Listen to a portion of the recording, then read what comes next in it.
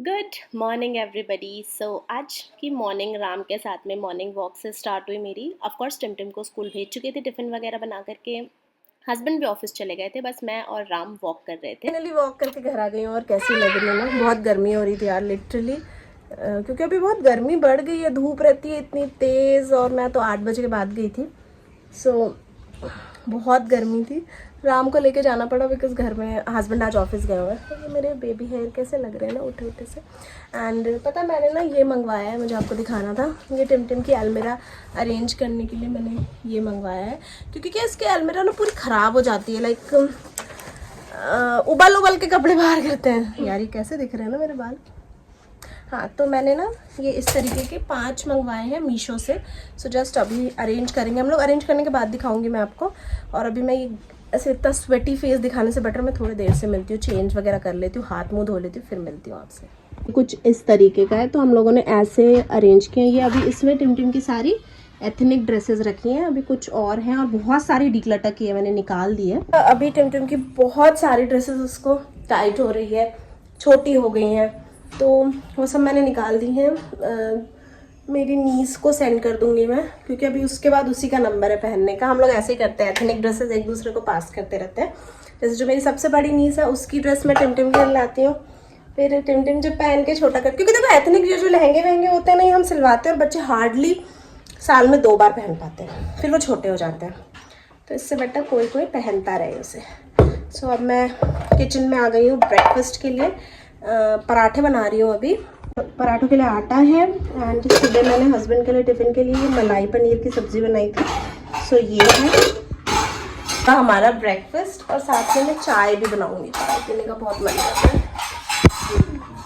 सो ये देखिए टिमटिम की अलमीरा कुछ ऐसे अरेंज हुई है। बहुत स्पेस हो गया इसकी वजह से। इसमें हम लोगों ने रख दिए उसकी फ्रॉक्स, मतलब पार्टी वेयर फ्रॉक्स, फिर ऐसे नॉर्मल कैजुअल ड्रेसेस, फिर इंडियन ड्रेसेस, फिर ये नीचे खेलने जाने के कपड़े। इसमें जैसे उसके बैग्स जितने हैं वो सारे बैग्स रख दिए। इसमें उसकी कुछ एक्सेसरीज़ है वो रख दिए। सबसे नीचे उसके नाइट सूट्स रख दिए। तो जो अलमीरा है वो बहुत अच्छे से सॉर्ट हो गई है। वैसे तो बहुत से कपड़े हमने निकाले हैं, बट फिर भी अच्छी लग रही है। मतलब सब मैनेज हो गया है। दिन के ऑलमोस्ट बहुत सारे काम निपटा के अब मैं आफ्टरनून में आई हूँ किचन में। लंच ऑलरेडी प्रिपेयर्ड था, बट कुछ हाँ होता है ना, फाइनल टच देना होता है। उसके लिए तो मैंने ये ग्रीन छिलके वाली जो दाल होती है ना, मूंग की दाल, वो बना करके रखी थी। फ्राई कर दिया था, मिर्ची वगैरह नहीं डाला था क्योंकि बच्चों को भी यही खाना था। मतलब राम को भी मैं सारी दालें खिलाती हूँ, और अगर ज़्यादा ज़्यादा हुआ तो थोड़ी सी लाल मिर्च डाल दी ताकि उसको मिर्ची का समझ में आए। बट ग्रीन चिलीज़ वाला तो अभी राम को नहीं देती हूँ मैं। कई बार क्या होता है, गलती से कभी ग्रीन चिली मुंह के नीचे चली गई तो फिर बड़ी दिक्कत हो जाएगी। एंड ये मैंने आलू बॉईल करके रखा था क्योंकि मैं चोखा बनाने वाली थी। सुबह की जो सब्ज़ी आपको दिखाई थी मैंने पनीर की, वो बची हुई थी, तो मैंने सोचा कि यार अब एक और सब्ज़ी नहीं बनाती, टाइम बचेगा, मैं अगर चोखा बना दूंगी तो। और मेरे दोनों बच्चों को चोखा पसंद है, आलू का जो होता है ना वो। मोस्टली ना क्या पता, मैंने ये चीज़ नोटिस की है कि जब हम सुबह आधा खाना बनाकर रख दें तो ना हमारा दिन काफ़ी ज़्यादा प्रोडक्टिव हो जाता है। हमारे पास दिन भर बहुत काम होता है क्योंकि हमें बार बार किचन में नहीं जाना होता।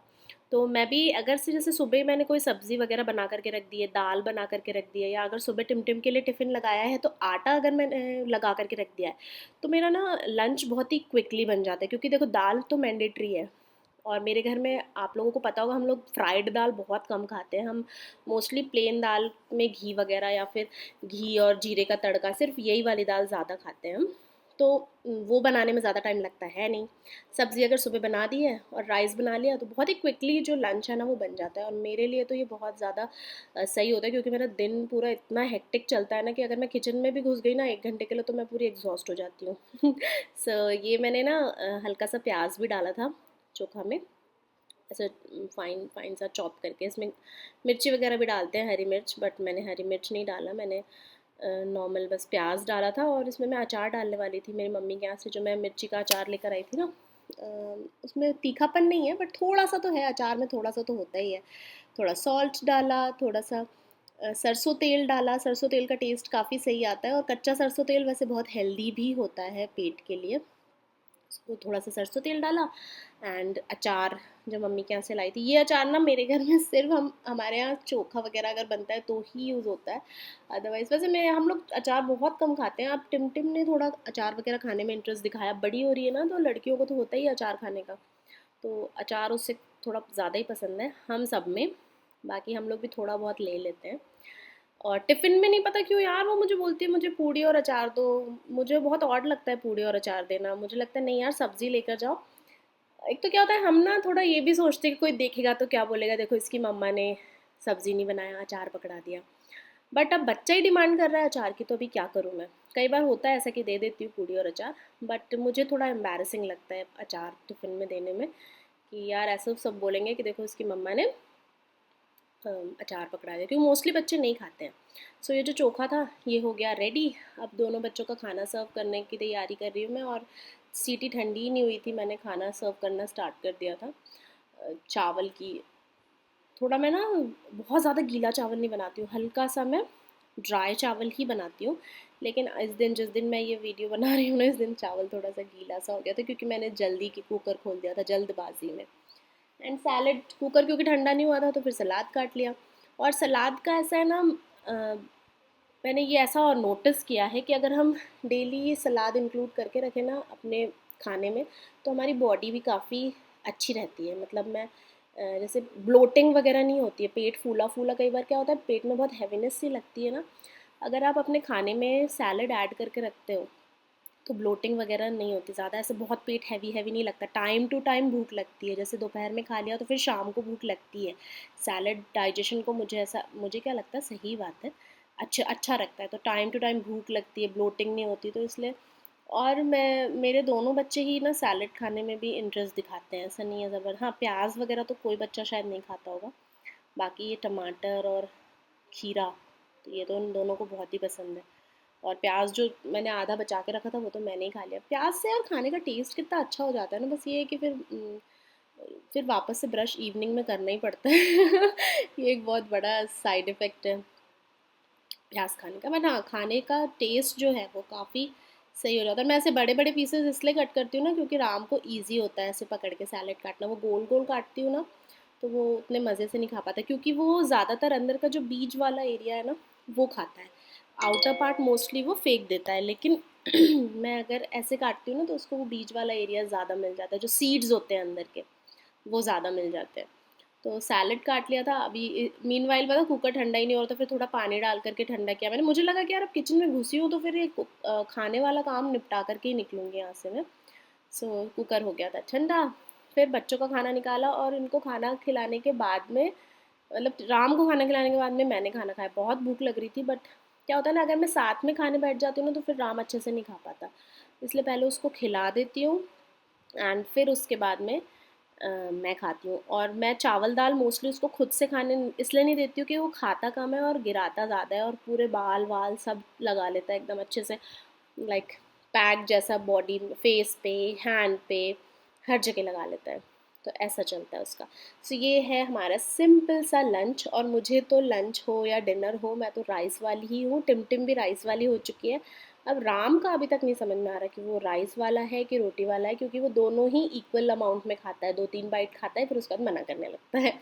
तो अभी उसका नहीं समझ में आ रहा कि वो राइस खाने में ज़्यादा आगे जाके उसको इंटरेस्ट आएगा कि क्या कहते हैं रोटी खाने में इंटरेस्ट आएगा। बट टिम तो हो गई है राइस वाली। मतलब वो ऐसी है कि उसको रोटी के नाम पर ही उसकी भूख चली जाती है, रोटी या पराठे के नाम पर। मम्मा आपने ये क्यों बनाया, आपने राइस क्यों नहीं बनाया। बट हाँ मैं फिर भी उसको टिफ़िन में मोस्टली ना पराठा रोटी वगैरह दे देती हूँ, क्योंकि वो भी ज़रूरी है, सिर्फ राइस ही ज़रूरी नहीं है। तो ऐसा चलता है दिन भर, बहुत बिजी चलता है। एंड मुझे पता है कि ये सिर्फ मेरा ही नहीं है, चाहे अगर आप वर्किंग हो तो आपको बहुत काम करना होता है, बाहर का घर का, आप हाउसवाइफ हो तो भी आपको बहुत काम करना होता है। एंड देखा जाए तो इस काम करने में भी मज़ा है यार। वही अगर हम फ्री हो जाएंगे ना तो 1-2 दिन बाद ही हमें लगने लगेगा कि यार कितना स्लो चल रहा है सब कुछ। सो ये जो देख रहे हैं आप ये है मेरा लंच। मैंने दाल नहीं लिया था, मैंने सिर्फ इतना ही खाया, दाल मैं थोड़ा कम ही खाती हूँ। यस अब फाइनली मुझे मिला है थोड़ा टाइम। टिम्मी हाँ बस ये सब हटा दो यार बाबू, राम को सुला दिया है, हम सब ने लंच कर लिया है। एंड अब मैं टाइम क्या मिला, मतलब दूसरा काम मुझे टिमटिम का एक मतलब फर्स्ट ट्राई के लिए एक फ़ोटोशूट करना है, वो करने की अब बस बैकग्राउंड की प्रेपरेशन करूँगी। यार इतना हेक्टिक रहता है ना मेरा दिन भर, मतलब मैं रात में जब बेड पे जाती हूँ तब भी मैं खैर जल्दी सोने वालों में से नहीं हूँ, मैं मोबाइल में लग जाती हूँ, बहुत बुरी आदत है। मतलब कल मैं मुझे नहीं पता कितने दिनों बाद रात में 11:30 पे सोने के लिए मतलब मैंने फ़ोन वोन साइड में रख दिया था और उसके 10 मिनट्स में मुझे नींद आ गई थी। कल पहली बार हुआ, नहीं तो मैं हमेशा मुझे कितना मतलब 1:30-2 बज जाते हैं सोते सोते। कल बस मैं जल्दी सोई हूँ, अभी भी मन कर रहा है कि जाके सो जाऊँ। क्या होता है देखो, मैं खाना खाती हूँ फिर राम को फीड कराते हुए सुलाने जाती हूँ तो बिस्तर पे लेटे लेटे मुझे भी नींद आती है। बट अगर सो गई तो बहुत सारे काम अटक जाएंगे। ये डोर बंद करती हूँ, बहुत आवाज़ आ रही है।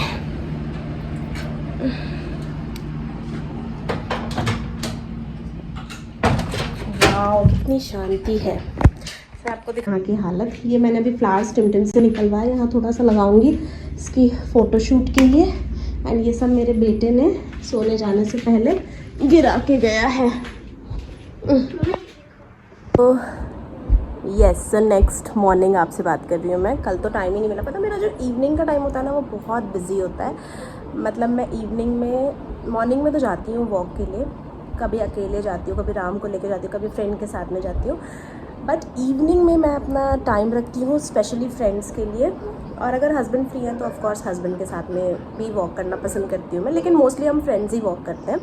मतलब वो बहुत अच्छा लगता है, काफ़ी रिफ़्रेशिंग लगता है। आपके जैसे अगर आपके फ्रेंड्स हों जिनके थॉट्स आपसे मिलते जुलते हों, साथ में धीरे धीरे घूमो। उनके भी सबके बच्चे हैं तो हम लोग छोटे छोटे बच्चे, मतलब मेरे राम जितने ही आसपास के एज के, हम लोग धीरे धीरे धीरे ऑलमोस्ट 1 आवर तक के वॉक करते हैं, बातें करते हैं, मोस्टली शॉपिंग की ही बातें करते हैं। और बस काफ़ी रिफ़्रेशिंग होता है मेरा इवनिंग का जो रूटीन है ना। किसी दिन शेयर करूँगी, सबसे मिलवाऊँगी भी, पूछना पड़ेगा सब कैमरे से, मतलब कंफर्टेबल तो है ना, तो मैं सबसे मिलवाऊँगी भी। एंड मेरी शाम बहुत ज़्यादा बिज़ी होती है, मतलब 6 बजे तक के फिर भी ठीक है, फिर उसके बाद में कुछ फैंसी टाइप हुई है ना। फिर उसके बाद में मैं नीचे चली जाती हूँ, वहाँ से हम लोग 8:30-9 बजे तक घर आते हैं, फिर डिनर विनर एंड फिर किचन क्लीनिंग और फिर बच्चों को सुलाना और फिर उसके बाद एडिटिंग वगैरह करती हूँ। तो सोते सोते तो बहुत लेट हो जाता है। कल भी बहुत लेट सोई थी मैं। कल मैंने बहुत सारे रील्स, मैंने अपने को इतने सारे रील्स बनाए ना फेस्टिवल स्किन केयर वाले, सो मैं सब शेयर करूँगी। एक दिन में अब सोच रही हूँ 2-2 रील्स शेयर करना स्टार्ट करूँगी। सो बस यही बता रही थी मैं कि शाम के रूटीन तो मैं कभी शेयर ही नहीं कर पाती क्योंकि बहुत बिजी जाता है मेरा। एंड मुझसे मैंने लास्ट वीडियो में मुझसे पूछा था किसी ने कि मैं कौन सा मॉइस्चराइज़र यूज़ करती हूँ, तो फिलहाल मैं ना ये डॉट एंड की का यूज़ कर रही हूँ। जेल बेस्ड मॉइस्चराइज़र है ये, डॉट एंड की का skin care 72 hours hydrating jail moisturiser है ये। अगर आपकी स्किन बहुत ऑयली है तो गो फॉर इट। वैसे भी ऑयली स्किन वालों को जेल बेस्ड प्रोडक्ट ही यूज़ करना चाहिए। मतलब काफ़ी सही वाला क्रीम है ये, night cream, as night cream मैं इसको यूज़ करती हूँ। स्किन इतनी अच्छी लगती है ना, ज़रूर ट्राई कर सकते हो आप अगर आपकी स्किन बहुत ज़्यादा ऑयली है तो। एंड मुझे आप में से ही किसी ने ये ब्रांड